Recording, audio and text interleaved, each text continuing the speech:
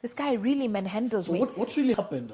Well, the thing is, okay, first of all, I mean, I don't have these V8s and Prados. Maybe I'll get one now. I hear there's a loan facility where I can get a Prado and a V8. I don't know. But anyway, so I have a Hyundai. Yes. And my biggest problem throughout the campaign, a normal looking car, you know, which is 8 or 9 years old.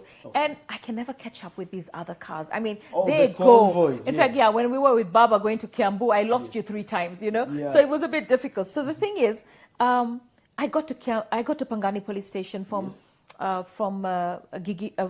Kiambu Road, CID headquarters, late. The gate was closed. So when I get there, I say to this gentleman who was on the outside, I said, I'm the woman representative, can you open? And he goes, no. I go, why not? He goes, I'm not opening. I said, excuse me, I was elected by 800,000 people. I should be able to access any police station. Yes. And then I saw Gladys Wanga is inside, and I said, she's inside and she's the woman rep for Homa Bay. I don't care. You're not entering. So I said, you're going to open the door. You cannot lock the gate. I want to go in. I'm not opening. So he was really, really adamant. So I looked at this guy and I was like, why? And he goes, don't do this, you know, stop talking, you know. And I thought, you're so disrespectful. I don't care. And he was really obnoxious. And I thought to myself, so I asked around, I said, you know, he's a brown fellow, so he could have been anyone. So I was told he's Njoroge. So I said, are you having a problem with me going in because I'm Kikuyu and I shouldn't be in there with these guys? I said, because if that's your issue, I think it's about time you face up to the fact that I am with them and I want to go in. Yes.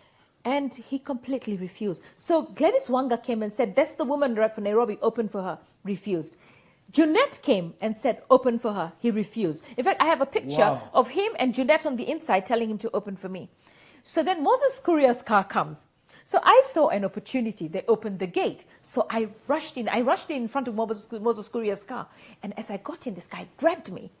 And he's taking me out by force. And I fought through and I got in. And then he goes, you know, you like this to me, you know, you'll see me. But then I called Babu. And I said to Babu, you know, you saw the way this guy manhandled me. And somebody's just whispered to me that he's dangerous. And so Babu and I were talking. Of course, somebody took a picture. And of course, Babu's young enough to be my son. That started another picture. We'll get to that. That started another conversation. My goodness, honestly.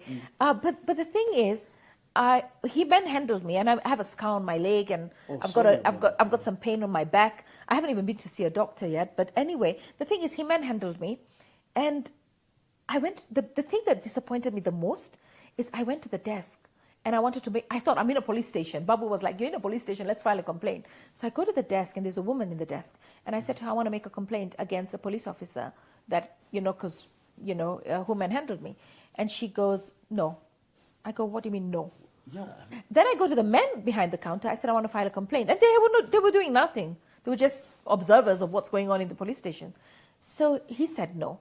So I go, where's the OCS? I go into the OCS's office and I said to the OCS, I want to file a complaint. And the OCS says, go to the gender desk at the back. Gender desk. So I go to the gender desk. I say, I'm here to file a complaint. I've not got instructions from the OCS. And I'm sitting there and I'm thinking, what's the point of having all these laws in Kenya when you can't implement them? Can you imagine if I, the elected woman leader, cannot file a complaint when I've been assaulted by a cop? In a police station. So I've spoken to IPOA. I spoke to somebody from IPOA, and I will go in there to make the complaint. And for me, I'm making the complaint because this man I've been told, is dangerous. And I know a lot of people in police, and I've spoken to a lot of people, and all of them say the same thing. He is dangerous. I mean, do we have police assassins? I mean, we have. What do you mean he's dangerous? Every cop is trained the same way. No. Let me tell you something. I think we cannot be ignorant to the fact that we have had accusations by human rights bodies about our police having extrajudicial killing. So for me, I think that does happen. And this man, the hate that he had for me, all right, and I think it's probably, and I've seen this a lot, I've seen a lot of people tell me, how can you be on the other side? How can you betray us? Yeah. And I go, I'm not betraying you. I'm actually saving you. You know, you can't think straight. I cannot vote for Uhuru because I'm Kikuyu. I can only vote for Uhuru if I believe he's the best president for this country. And right now, I don't believe he's the best president for this country. I believe that right now he is, all right? Because Uhuru's had his window of 5 years.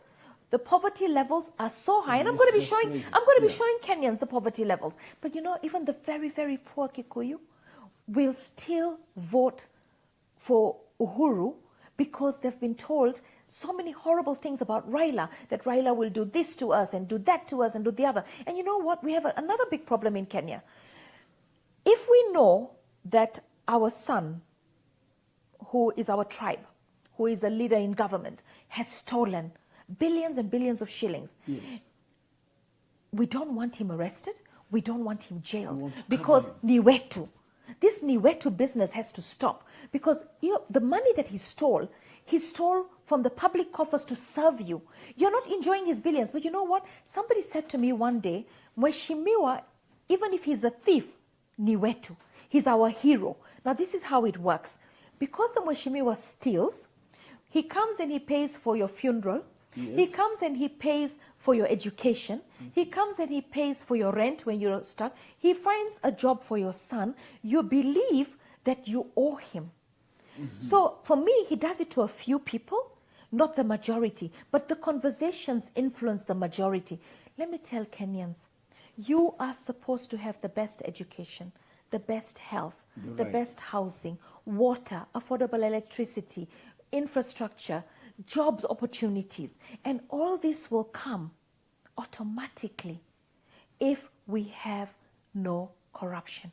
Corruption is bleeding this country. It is sinking this country, and it's affecting everyone. You know, when the elections were, when the judgment came and the elections were pushed forward. I mean, we're having another election. Yes. Straight away, the government issued a statement that the subsidy for maize will continue. For me, it's forget the subsidy. That was bait. All right? Yeah. No, forget the subsidy. That should be the price of maize or lower. We should be able to produce maize. We've spent billions in Galana and all these places, traveling all over the world. We need to have food affordable for Kenyans. Affordable. So we have a problem. We need jobs for our men. We need security for our women. We need so many things, you know. And I feel that we need to have a change because the issues here, Baba says devolution. Yes. All right. There was talk before the elections that Nairobi will be taken over by government because they were so unsure of taking Nairobi. Yes, all right. Now that they've got it, they've got it with Sonko, they might leave it alone, or they might still try and take it if they came in. Baba understands devolution. He understands that devolution requires money. We're not devolving the way we should, so that you can empower the various counties. In the past, they called it Majimboism, and everybody was fighting Baba against it. But look at devolution. Imeleta kazi kwa vijana in the devolved counties. It has brought counties that used to say tunaenda Kenya. You know, I went to Wajir. They saw tarmac for the first time. Amazing. After 50 years. So let me tell you something. This man, and then this man called Raila, who we say is so dangerous. Come on. Raila wants to leave this country united and on the right path, democratic, with beautiful democratic space, with empowerment for the poor people. You know, they said, oh, he was the MP for Kibra for so many years. What did he do? Let me tell you something. They had stopped him. Majority of the landlords in Kibra who are holding these thousands and thousands of Mabati houses, let me tell you something. I'm not saying we take away, unapata 2,000.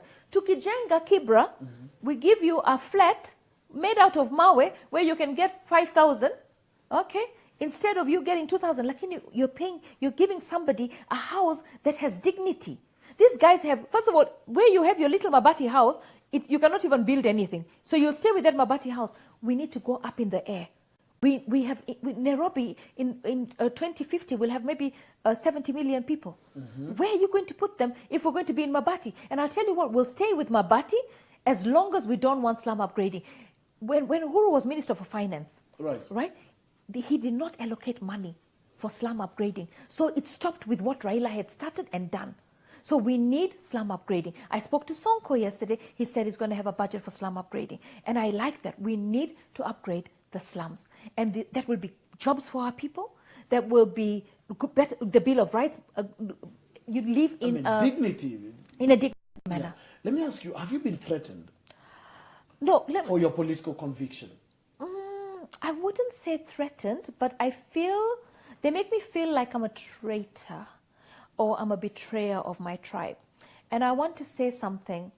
My grandmother is Kikuyu. My mother's half Dutch and half Kikuyu. And